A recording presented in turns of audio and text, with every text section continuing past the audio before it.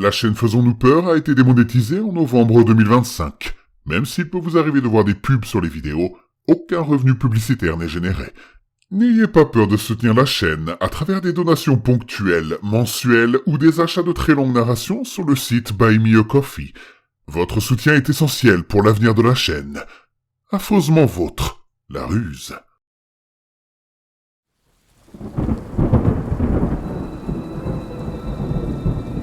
Attention, le contenu de cette vidéo peut heurter la sensibilité des plus jeunes. Vous êtes prévenus.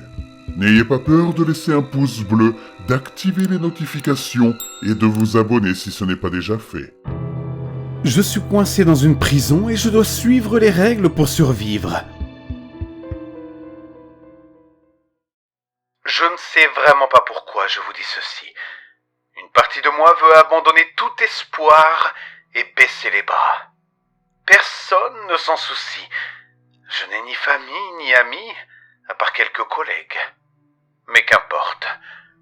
Je vous dis ceci depuis un téléphone qu'un codétenu m'a prêté. Je m'appelle Kyle. J'ai 40 ans. Je travaille dans une jardinerie en tant que responsable de produits.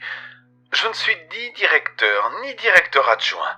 Juste responsable de produits. Je suis coincé dans cette prison. Je n'ai rien fait de mal, ni d'illégal. Aucun de ces autres hommes non plus. Je ne me souviens pas non plus comment je suis arrivé ici. Cela me dérange vraiment. Le dernier souvenir que j'ai en dehors de ce béton, c'est moi quittant la jardinerie et montant dans ma vieille Honda Civic. Je me suis réveillé seul dans une cellule, et sous le matelas vert qui nous sert de lit, il y avait un bout de papier. Règle pour survivre ici. Règle 1. Gardez les yeux fermés à 3 heures du matin. Ne les ouvrez sous aucun prétexte. Règle 2. Ne tombez pas amoureux de la femme du gardien. Règle 3. Si vous voyez un vieil homme en tenue rayée de prisonnier, ne le regardez pas directement dans les yeux. Règle 4. Ne mangez pas le déjeuner qu'ils servent le jeudi. Prenez simplement votre assiette et asseyez-vous avec. Ne mangez pas. Règle 5. Si un gardien vous offre une cigarette, fumez-la. Règle 6. Ne regardez pas l'écran de télévision dans la salle de loisirs. Règle 7. Le suicide recommence votre peine. Aujourd'hui, c'était jeudi selon le calendrier de ma cellule. Un gardien à la voix rauque a déverrouillé ma porte. « Allez, détenu, c'est l'heure de manger !» La cafétéria était moisie, légèrement enfumée par la cigarette et lugubre. J'ai remarqué qu'aucun autre détenu ne mangeait. Un homme grand et poilu avec la barbe m'a regardé en me tendant mon assiette. Ses yeux étaient remplis de désespoir et d'un faux sentiment de bonheur. « Voilà ton repas. Bon appétit, petit cochon. »« Merci. » ai-je murmuré. J'étais perturbé. J'avais entendu d'autres détenus dire que la nourriture était dégoûtante tous les autres jours. Pas appétissante du tout. Mais mon assiette contenait de la dinde fumée, des haricots verts, du pain de maïs et un soda froid. Personne d'autre ne mangeait cependant. Je n'avais pas vraiment faim. J'aurais juré que les autres détenus avaient lu les mêmes règles que moi. Je regardais mon assiette lorsqu'un bras rayé s'est approché et a pris le pain de maïs.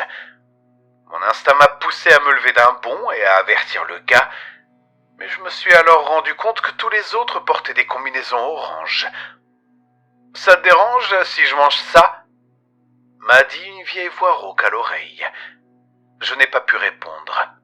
Chaque fibre de mon être voulait bondir et crier. « Waouh, t'es vraiment grossier. Je n'aime pas les gens grossiers. » J'ai senti un baiser doux sur ma joue. Des lèvres sèches et gercées ont effleuré ma peau. J'ai eu des frissons dans le dos, puis il était parti. Le gardien à la voix rauque nous a demandé de jeter nos assiettes et de regagner nos cellules. Avant que la porte de ma cellule ne se referme, j'ai remarqué que sa moustache s'était crispée en un sourire narquois. « Détenu, tout ira bien. Voici un dessert. Il sortit une cigarette de sa poche. Finis-la avant d'entrer dans ta cellule. Je la portai à mes lèvres et me penchai.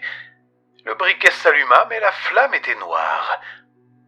L'atmosphère devint violet foncé. Mon corps ne ressentait aucune différence. Je fermai les yeux. Je me rappelais conduire ma Civic jusqu'à la maison, puis une camionnette me percutait. Je me réveillai en surfroid dans ma chambre. Le mégot de cigarette était toujours dans ma main. Puis je remarquai une femme à ma porte. Elle était magnifique. Elle me rappelait ma petite amie du lycée. Cheveux bruns, yeux bruns, et elle portait une jolie robe. « Salut mon chou, tu as besoin de compagnie ?» La porte s'est ouverte et elle s'est approchée de moi pieds nus. Sa robe à carreaux à côté de moi et sa main sur mon épaule. Une petite vieille comme moi a besoin d'un homme fort pour la réchauffer. Elle a pris les bretelles de sa robe et les a fait glisser de ses épaules. Elle a tenu la robe au-dessus de sa poitrine. « Embrasse-moi !» J'en avais envie. C'était un sentiment que j'avais oublié depuis si longtemps. Je me suis penché vers elle et j'ai remarqué qu'elle était la seule femme ici. J'ai fermé les yeux et j'ai couvert ma bouche au moment où ses lèvres se sont approchées. Oh, petit idiot! Elle a pris mes mains et les a placées entre ses cuisses chaudes. Tu veux jeter un coup d'œil? Mon corps tremblait, j'étais sur le point de céder. Non, non merci, il y a des gardiens dans les parages. Ne t'inquiète pas pour eux. J'ai dit non, madame.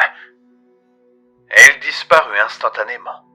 La porte de ma cellule fut fermée et je pris une gorgée d'eau à la fontaine, pour ensuite entendre des cris à glacer le sang dans la pièce voisine. L'officier s'est précipité. J'aurais préféré ne pas avoir jeté un œil par la porte. Du sang coulait sur le sol. Ouais, Patty en a attrapé un autre. Apportez ce qu'il reste de lui au gardien. Les autres détenus qui étaient sortis de leur cellule ou qui se trouvaient de l'autre côté du couloir avaient tous un regard sombre, devenant blancs comme des fantômes. Le gardien avait les vêtements couverts de sang rouge vif. Il traînait les restes du pauvre malheureux. Puis j'ai vu des entrailles fumantes être expulsées à coups de pied. J'ai senti la bile me monter à la gorge. Je me suis mis à genoux en vomissant. Je veux que ça s'arrête. Je ne sais pas ce qu'il voulait dire par le suicide recommence tout dans la dernière règle, mais je ne veux plus être ici. Je dois y aller. Le téléphone de mon codétenu est presque déchargé maintenant. Je ne peux plus enregistrer de message. J'espère que quelqu'un pourra écouter ceci et éprouver de la compassion pour moi. Peut-être faire attention à ne pas finir dans cet enfer. Je vais essayer de voir si je peux réutiliser ce téléphone bientôt. Rapport d'intervention, dossier numéro 4711K, confidentiel.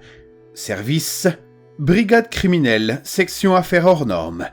Date, 14 novembre 2025. Lieu, propriété privée isolée, zone forestière, secteur interdit au public. Paragraphe 1, découverte. À 6h42, suite à un signalement anonyme évoquant des cris nocturnes récurrents et une odeur persistante de décomposition, nos équipes sont intervenues sur une ancienne installation industrielle officiellement désaffectée depuis plus de 10 ans. Le site était dissimulé sous terre, accessible par un ascenseur de service camouflé dans un faux hangar agricole. À l'intérieur, nous avons découvert ce qui ressemblait à une reconstitution grandeur nature d'un complexe pénitentiaire, entièrement fonctionnel, mais ne figurant dans aucun registre officiel. Dans une cellule verrouillée de l'LC, derrière une bouche d'aération volontairement ouverte, un téléphone portable enveloppé dans du plastique noir a été retrouvé. L'appareil contenait un long message audio rédigé par un individu se présentant comme détenu. Le message est joint au dossier. Paragraphe 2. Constatation sur les lieux. Contrairement aux premières hypothèses, il ne s'agissait pas d'une prison légale. Les couloirs étaient étroits, volontairement irréguliers. Les murs recouverts de béton brut mêlés à des plaques métalliques rouillées. Des traces de griffures humaines étaient visibles à hauteur d'épaule, parfois accompagnés de morceaux de peau séchée incrustés dans les aspérités du mur. L'éclairage était intermittent. Certaines zones étaient plongées dans une obscurité totale, d'autres baignées dans une lumière blanche agressive, provoquant désorientation et migraine immédiate. Les cellules ne respectaient aucune norme connue. Certaines étaient trop basses pour s'y tenir debout. D'autres contenaient des structures métalliques évoquant des instruments médicaux, maculés de sang ancien et récent, sans qu'aucun matériel de soins ne soit présent. Dans la cour intérieure, nous avons découvert ce qui semblait être une zone de discipline. Crochets fixés au mur, sol en pente conçu pour l'écoulement des fluides, restes organiques non identifiés coincés dans les grilles d'évacuation. Les analyses confirmeront plus tard qu'il s'agissait de sang humain mélangé à des fragments osseux microscopiques. Paragraphe 3. Nature du jeu. L'enquête a permis d'identifier le propriétaire du site, un milliardaire discret, ancien mécène de projets pénitentiaires privés, ayant officiellement candidaté à un poste de direction nationale des établissements carcéraux. Sa candidature avait été refusée par l'État après expertise psychiatrique approfondie, mentionnant troubles narcissiques sévères, fascination obsessionnelle pour la punition et la privation, fantasme de contrôle total sur des sujets humains et absence totale d'empathie. Selon les éléments retrouvés sur place, l'individu aurait alors conçu cette fausse prison comme un jeu macabre, une simulation grandeur réelle destinée à prouver sa vision idéale de l'incarcération. Les détenus n'étaient pas des condamnés officiels. Ils étaient enlevés, sélectionnés selon des critères inconnus, puis intégrés au jeu. Des haut-parleurs dissimulés diffusaient des règles changeantes, contradictoires, souvent impossibles à respecter.